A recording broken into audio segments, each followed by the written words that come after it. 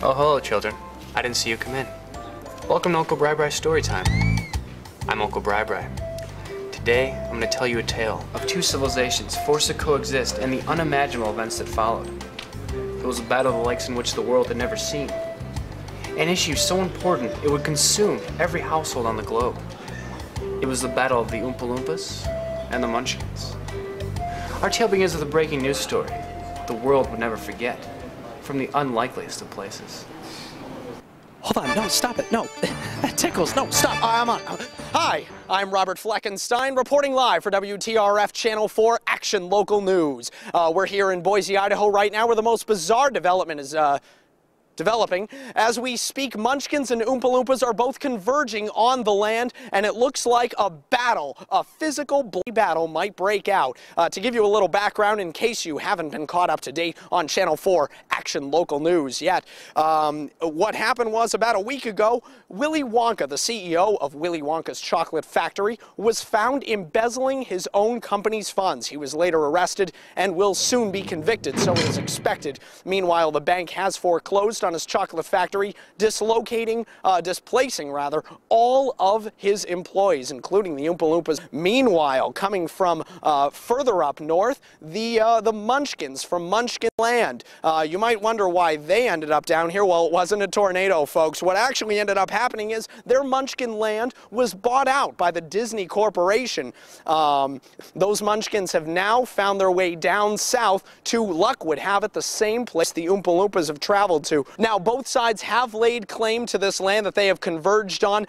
Spokesmen from both sides are saying that peaceful terms of agreement cannot be reached at this point in time. It seems imminent that physical conflict will come and blows will be exchanged, blood will be spilled, purple, green, blue, yellow, polka dotted and striped blood will be spilled. I promise you it will smell candy scented, but it will be bittersweet.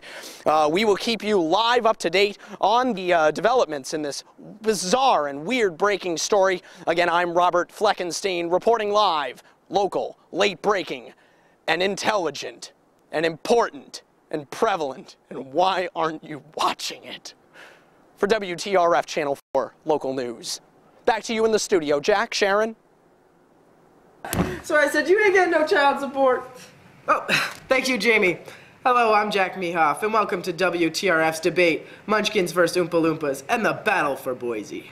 And I'm Sharon Aycock, and we brought in the Dean and Professor of Political Science from Yale University, Hugh Jass, who argues that in all-out warfare, the Oompa-Loompas will surely devastate the Munchkins. And we also have senior political analyst from the Washington Post, Karen Sumweed, who states that the Munchkins will surely win. Now we send you over to our debate moderator, Sir Walter LaFleur. Hello, everyone. Thank you for tuning in.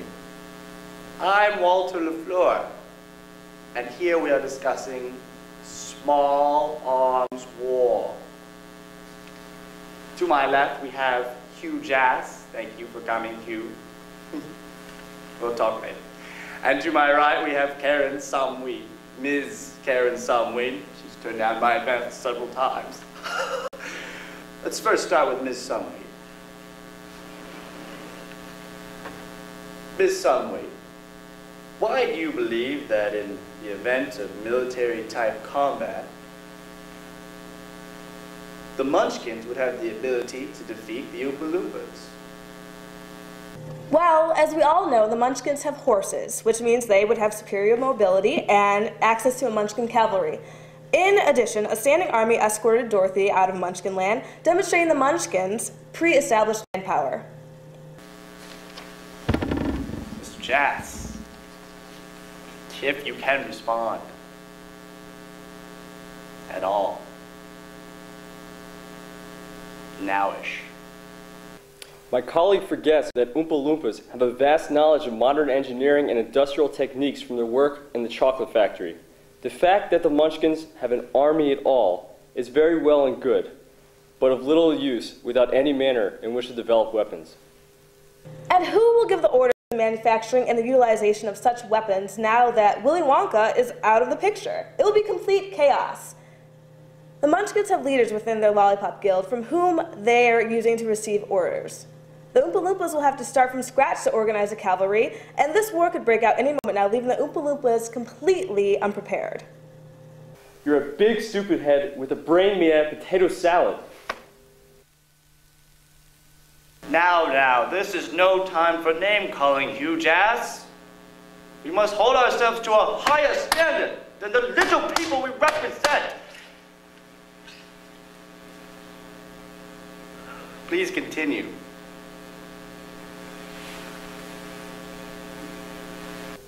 Merely being organized won't do the Munchkins much good, considering that Oompa-Loompas have access to exploding bubblegum and fuzzy drinks, which could be manufactured into devastating weapons of mass destruction. Even if the Munchkins suffered great losses of life, Munchkins are comprised of men and women and can replace their losses, unlike the Oompa-Loompas, who cannot reproduce or do so through means unknown. Marvelous points on both sides, indeed. Those little people sure have good representatives. But we must continue this some other time. For now, I've been Walter LaFleur. Thank you for tuning in. Back to you in the studio, Jack and Sharon.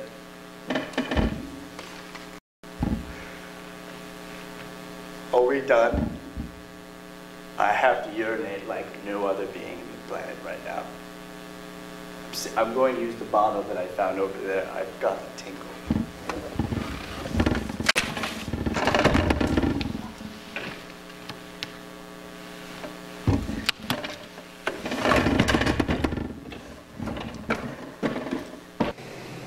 Thank you, Sir Walter LaFleur.